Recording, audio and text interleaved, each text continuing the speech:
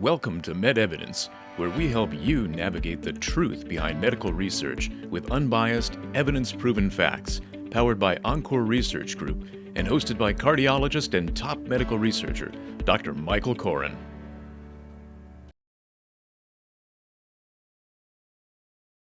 Hello, I'm Dr. Michael Koren, Good afternoon. I'm Dr. Trevor Greene. and I'm really excited to have Trevor here today. And the reason for that is that we're going to talk about a case that you and I were involved with about 10 years ago. Correct. And it was so interesting because we were asked to recruit black patients for a study in congestive heart failure. And Trevor and I are both cardiologists. Trevor and I are colleagues. We've worked together for many, many years. And we had a situation where we wanted to get African-American patients engaged in the idea of doing a phase 1 congestive heart failure study. So let's share the details of that with the audience, and then you and I have a discussion about what the issues were, what the dilemma was, and how we approached it. The first slide is a pharmaceutical company wishes to reformulate an innovative heart failure product. The product appears to have specific advantages in African American patients. The sponsor has engaged 10 sites over 6 months and has enrolled 4 patients in a study that requires 16 black patients. The sponsor reaches out to your site. This phase 1 study involves several overnight stays. Okay. So interesting request. They're coming to us because they have been unsuccessful elsewhere. And they came to Jacksonville, where we're sitting right now.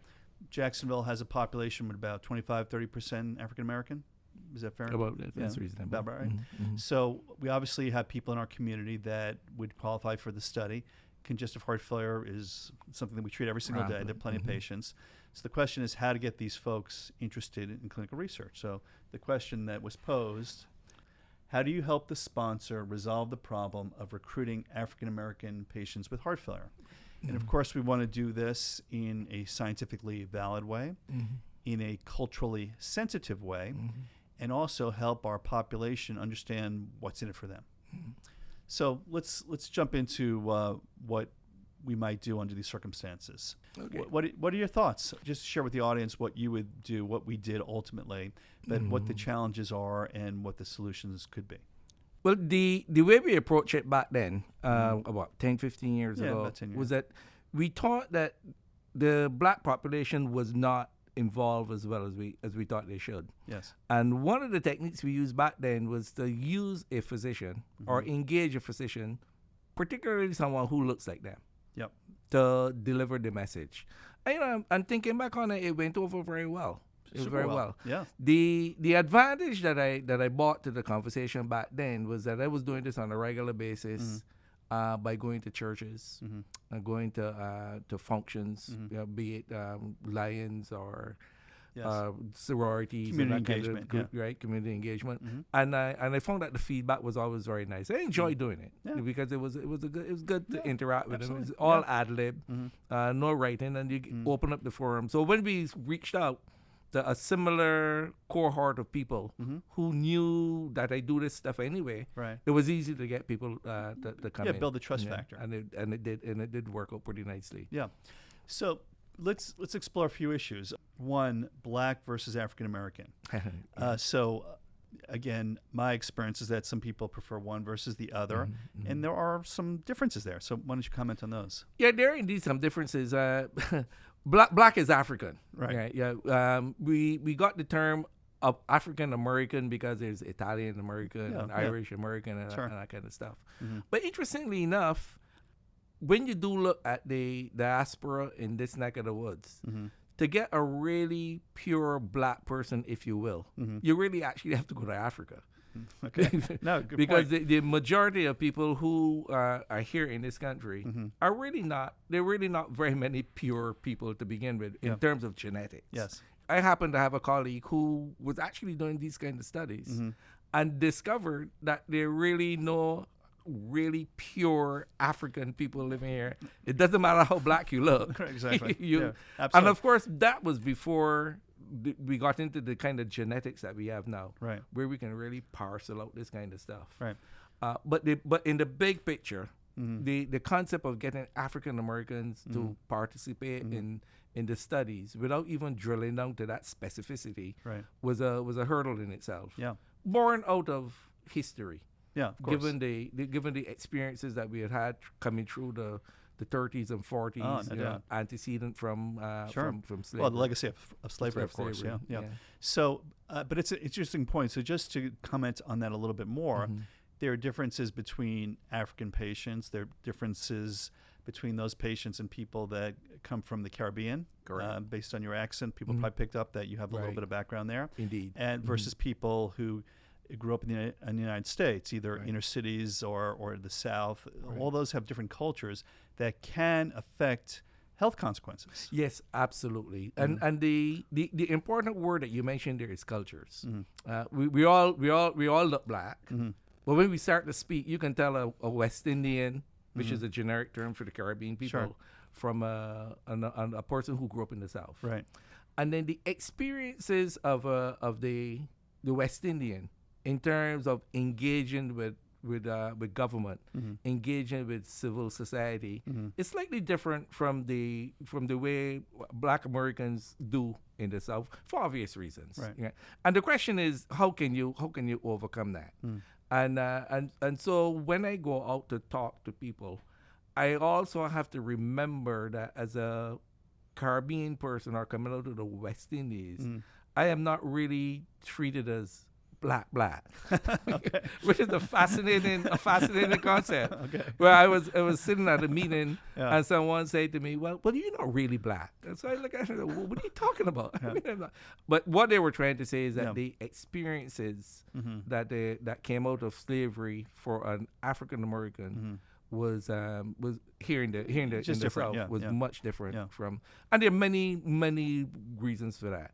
But that still overlays the barrier to getting the people to participate in studies. Right. And that is such a fascinating point, because often when we think about things scientifically and from a physiological viewpoint, we want diversity because we know that certain products may work differently with people with different genetic makeup. But then you also have to think about the cultural things that'll be very different. So the diet of an African American may be way different than the diet of somebody from Nigeria, for example. Correct. And so all these things should be part of the thought process when you're a clinician, especially in something like heart failure, where salt content is so important, and many other dietary elements to taking care of these patients and helping them get to the value proposition of being in research, where we talk all about this stuff. All about this stuff. Yeah. Well, no, you brought some in the last 3 sentences some really powerful stuff, and I'll give you a classic example. Yeah. I personally was at my primary care physician today, this morning, and he said to me, "Well, your blood pressure is still a little high. Yeah. You're on valsartan, but I find that olmesartan works better in African Americans. It just works better in Black people." And I was like, "This is interesting." I knew valsartan worked better than losartan, but I didn't realize that olmesartan works even better. That's funny. So, again, and this is coming from a physician who is not African. He's actually South American. And he recognized the difference. And that difference does not only pertain to Black people. It also pertains to people from the Asian diaspora. You have your little Filipino lady, and you're not going to start her on 25 milligrams of carvedilol. You just wipe her out. Exactly, that's right. So those peculiar, and when I present to Africans in that kind of context, I also want to point out to them that we're not picking on you specifically, but there are indeed differences between people. I always used to say every body is different. There you go. And everybody is different. I love it. That's so a good one. I love it. That's a good one. So let's talk about what we did specifically when we had this challenge. Right. So you and I got together and we did an outreach program.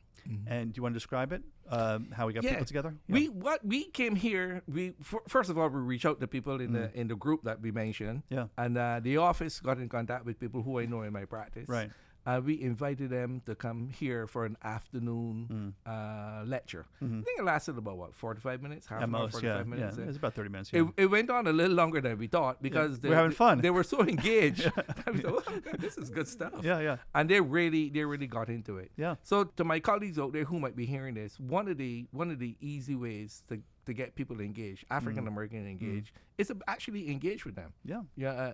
Invite them to these things, and if they hear some person that looks like them speaking about stuff that they're far more aware and far more easier to get into the concept. Yeah. So reaching out. Yeah. So just to remind you, so we wanted to bring in, at least a dozen people, and we reached out through your practice, I think, to about 30, and you actually made some phone calls directly to ask people to come, and that was fabulous.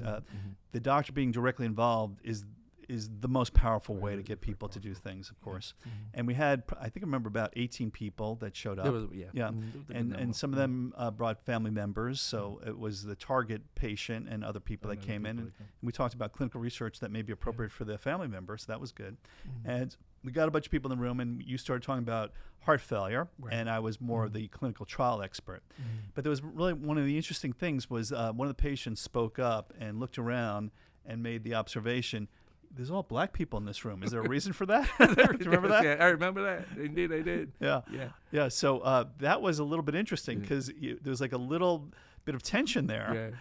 Are we trying to like sneak a bunch of black people in here to do some unscrupulous research? And you helped handle it, but that just shows you how people are thinking. We had to address that issue. I think what we did at that point, if I can remember well, we actually, first of all, we laughed about it. So we kind of brought down the temperature quite a bit as well. Exactly. And then explained that this is a very special effort to get you guys in to see us. Right. So giving them a kind of a special feeling. Right. That you're the avant-garde of this group. Exactly. And that's why I call you personally, because I know that you can now go out there and speak to all your friends, and particularly at churches and everything else. Yeah. And I tend to engage the African American pastor, priests. Yeah, they have a very powerful role in the communities. And I have quite a few of them in our practice. And it is through them actually that we develop a lot of contacts. So people felt very comfortable with that. And we also talked about the physiology of heart failure. Remember, we were looking at something that was a combination of hydralazine and nitrates. And how that certain blood pressure medications may work differently based on your genetic background. Same thing with heart failure drugs. And this was a really important thing to understand for everybody. So not only are you doing it for yourselves, but you're doing it for other black people. And then ultimately helping us understand where there are differences and where they're not. And of course, there may not be differences in many cases. So that was very powerful. So let's go just through the bullet points. I think we covered most of this, but we created an event that shared the educational message, but it was also engagement, and it was fun. It was a lot of fun. It was fun. So that was great. And that the fun part is really important. I've been to presentations where everybody's really uptight and you're just giving this dry message, and that doesn't get anybody interested. So enjoying yourself, I think, is really important. And I know well, one of the things that came out from that was that we were ad-libbing. So we weren't reading slides. It was an engagement. Free flowing. Yeah. It was very free flowing. Yeah. They got to ask questions whenever. Yeah, it was about half of it was questions. Yeah, that was the best part. That was I like it. I do love freelance and like that. When I go to speak to groups, this is what I do. Absolutely. Yeah, this is what I do. No doubt, and it's more genuine. People like that. And it's more genuine. And the other thing that's important, and this is something that doesn't always happen, but it's important that you compensate physicians for what they do. So, and actually you taught me this. We were talking about recruiting African Americans for COVID-19 vaccine studies. And, you asked a simple question, is that people are coming to, quote, ask for your patients, but don't they want your services? And they should. They should pay for your services. So it's the dilemma here is that it's illegal and unethical to get paid for referrals. So we never do that. We can't do that. That's not, absolutely not. By the way, lawyers can do that, realtors can do that, accountants can do that, but doctors don't do that. Okay, so we're in a different category. We have higher ethical standards. But that doesn't mean to say that we can't pay you for talking to the patients. We can't pay you for doing consulting work to help us hone what we're doing with a particular study. So you have to pay people, physicians, for their professional services. And then I think we covered this, but we explained to the African-American population that attended that they're valued for the project for very important scientific reasons. I think we addressed the historical issues. We haven't mentioned Tuskegee yet, but everybody knows that is this horrible incident that occurred that has conditioned a lot of people to think negatively about medical research. And we always have to remind them that literally that started in the early 1930s. It was a horrible 40-year observational experiment. But on the heels of that, there were a lot of changes in the laws that protected people. But most importantly, the whole risk-benefit profile of research has dramatically changed. So if you were studying a new molecule in the 1950s, you didn't have the same tools that we have to know that they were specific to the target, that they can be tested in animals, that we can do toxicity studies, and all these things, where that risk was much higher than nowadays when we work with these incredibly specific biologics and other things that just hit their target and nothing else. And the overall value proposition has changed where the benefit is much higher and the risk is much lower. So by being fearful of the risk is actually preventing people from gleaning the benefits of doing clinical research. And that's exactly true. Well, one of the ways that we kind of overcame that was to literally be open about Tuskegee.